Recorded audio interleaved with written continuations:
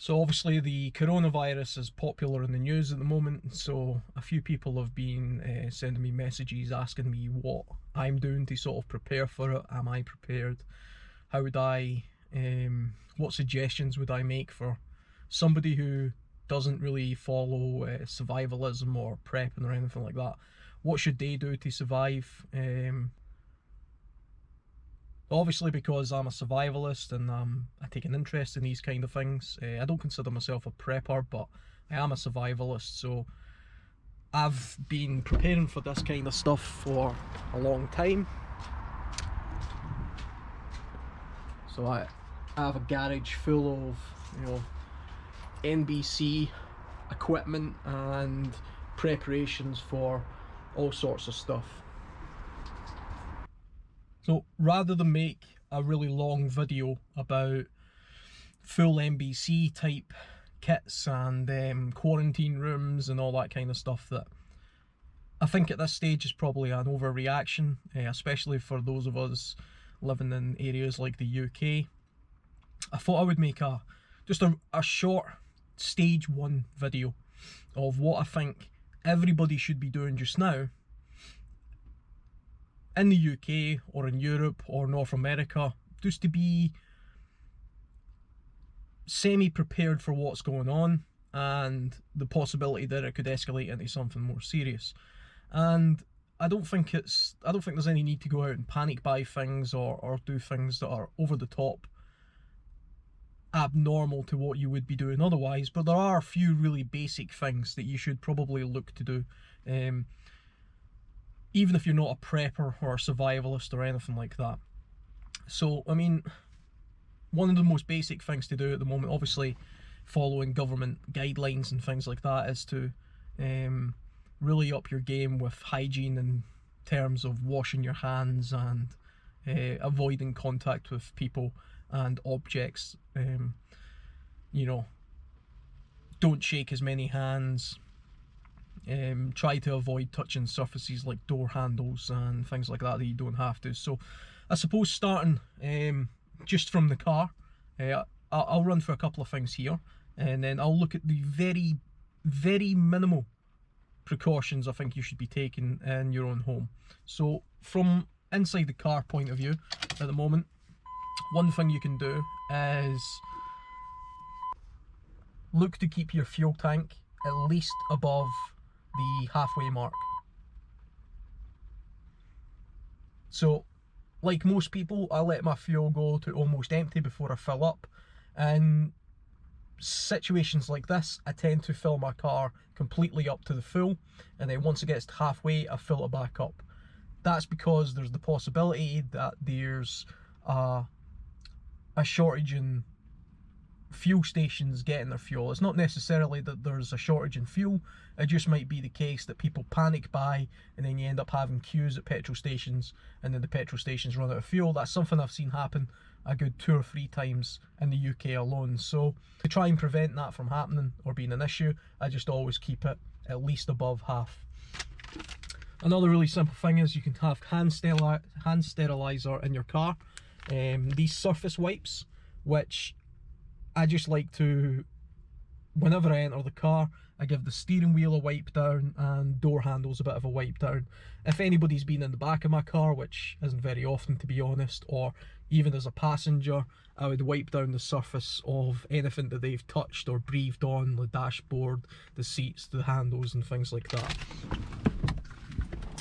Rather than using car polish at the moment, I'm using a sort of surface cleaner, which kills bacterias and viruses and things like that, and that becomes, as long as it's safe to do so on the surfaces of your car. I don't know how good this is for leather, for example, but I've been spraying this on the dash of my car now and again and giving it a wipe over. It doesn't seem to be causing any problems. You're going to want to have a minimum of 2 weeks supply of food for anyone in your household, including pets. So cupboard ready food, which is things like rice, pasta, tinned foods, tomatoes, salt, olive oil,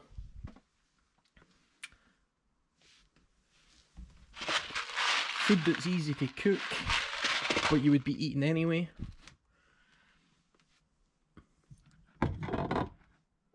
Things like sweeteners, 100% maple syrup, honey, jams, sugar, salt, a couple of bags of flour, plain, self-raising, pancake mix,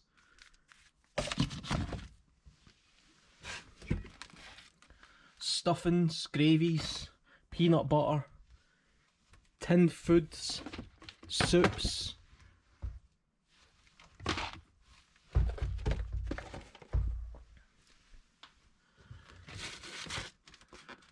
oats, mueslis,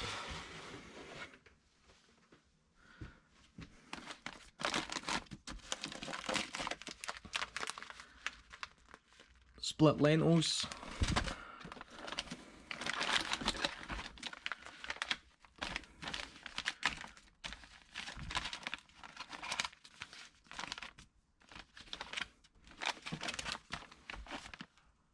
foods for making things like stews, stocks for making soups,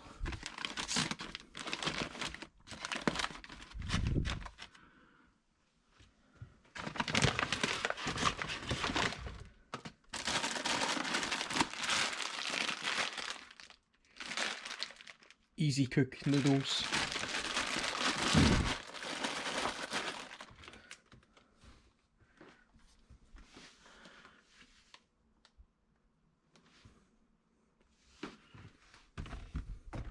dog food,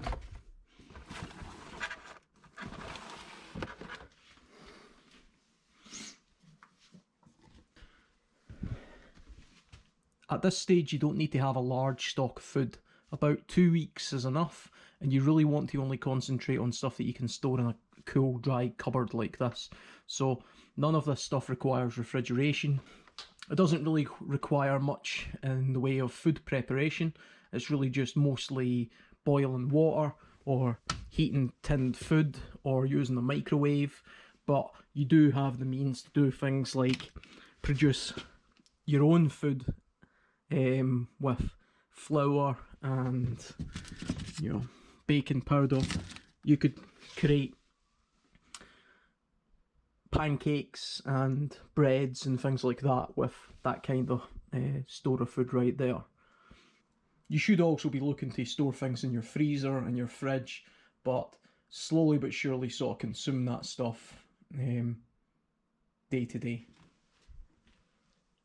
From a power point of view, if you have things like a gas meter or electricity meter, you should have plenty of gas and electricity already in your system. Should there be a power cut or a gas problem, you should have a means to heat water in order to cook most of this food, whether that be camping type gas butane on the small gas stove, camping stoves. All of the stuff inside that food cupboard can be cooked with a basic camping stove. You should also be looking to have a means to illuminate your home should there be a power cut. So these long life candles, non-scented, that you can pick up, buy a few packs of them, have a lighter, have plenty of batteries and candles and things like that for hunkering down. Should there be a power supply interruption and you have minimal gas and electricity, then you would effectively be camping in your house, so a sleeping bag or some warm blankets at the ready. You should look to stock up on toiletries, a couple of weeks more than what you ordinarily would. Extra toothpaste and mouthwashes, toothbrushes, an extra stock of hand wash because you're going to be doing a lot of hand washing. Toilet rolls seem to be one of those things that people immediately think about and are currently clearing out the shelves in supermarkets of. You want to have enough cleaning products, a little bit more than you otherwise normally would have, for disinfecting your house and keeping surfaces clean, such as door handles and surfaces that other people might be touching. So floor cleaner, all-purpose cleaners, bleach-based mold and mildew removers, antibacterial sort of cleaners, and a little bit of a stockpile of non-scented type bleaches are also good.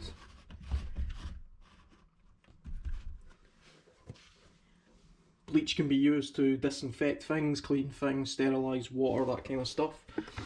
Extra gloves and sponges and a bucket and things like that. Hand sanitisers if you can get a hold of it, and other things you can wash your hands with. Make sure you have an adequate household tool bag in place, or tool kit, with basic things that you would need to make basic repairs around the house. Would you be able to shut off gas or water should that be a problem?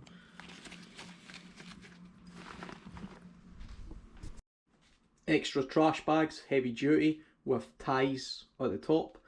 Should you get into a position where you're doing a lot of cleaning, you're going to be using a lot of materials to clean with, gloves, face masks, wipes, etc. You need to then put them into a sealable bag and then dispose of the bag away from the house. Face masks.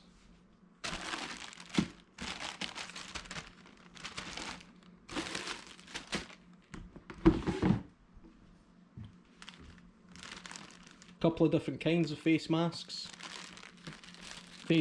So I've heard a few people online referring to the N95 face masks. For those of us who live in the UK or Europe, you don't actually really get N95 face masks. The N95 is basically saying that it filters out 95% of kind of particulate in the air.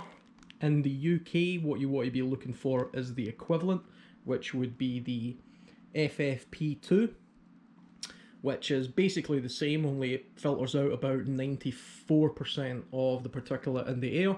Or you can go the step up, which is the number 3, FFP3 NR, which will filter out, I think, about 99% of particulate. The thing about viruses is it's a very small spore, so it's quite difficult to sort of filter that out. But things like flu viruses piggyback on larger particulate sort of fluid, mucus. When you cough or sneeze, it's carried on a larger particulate that these kind of masks can help to filter out. They are becoming quite hard to come by, so while you still can, I would suggest picking a few up.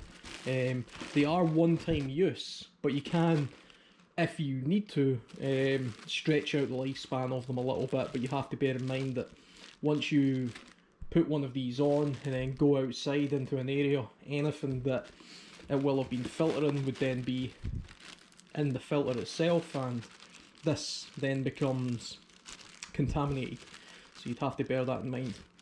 I wouldn't recommend just walking around with these for no real reason. I've seen people on YouTube walking around in the middle of the night in a completely empty street, walking their dog with one of these on.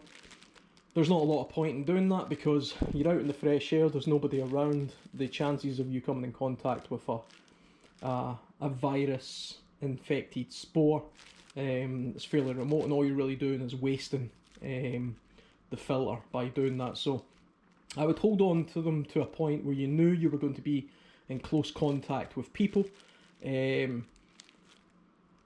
it got to a point where you were having to queue in a line or sit in a building full of other people, like a gymnasium or something like that, to queue for food or water or medical supplies or something like that, at that point I would then don one of these as a bare minimal protection, starting with the 3s and working your way down to the 2s if you have them.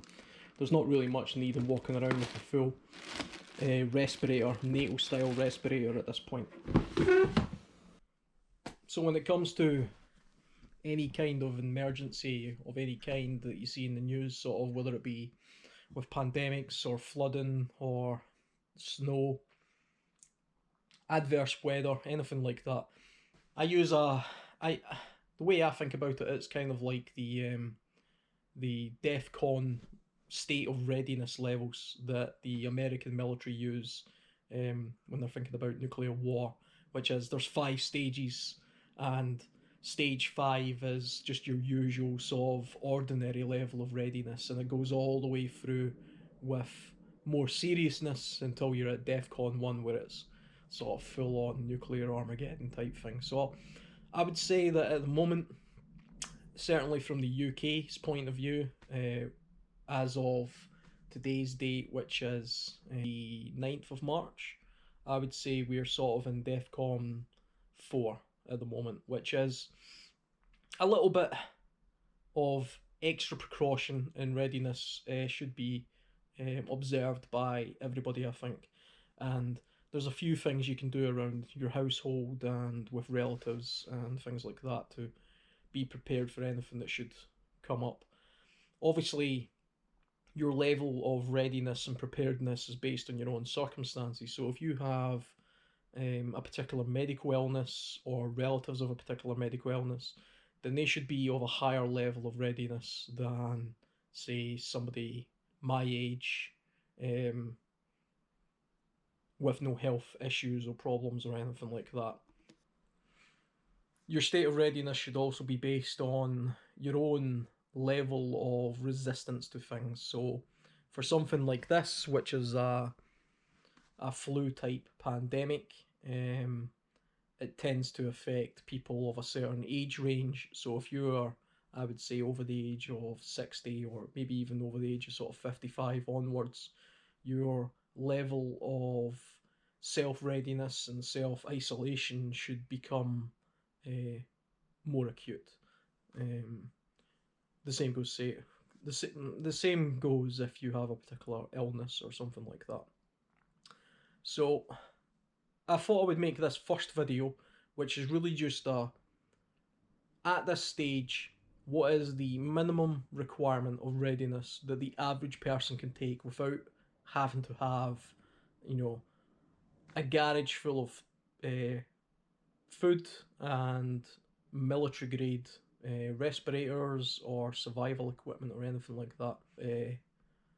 Probably, what can you do right now with probably around $100 or £100 in terms of going down to your local supermarket and purchasing certain foods and cleaning products and provisions, preparing yourself for a little bit of isolation within your own home or panic buying that may come. Like a lot of people, I'm keeping an eye on the news, and when I see the level in the UK get to a point where I would consider it to be sort of a DEFCON 3 type scenario, then I will make another video that will show what I think you should be doing in DEFCON 3 type preparedness or readiness for your own personal well-being and your family and so on.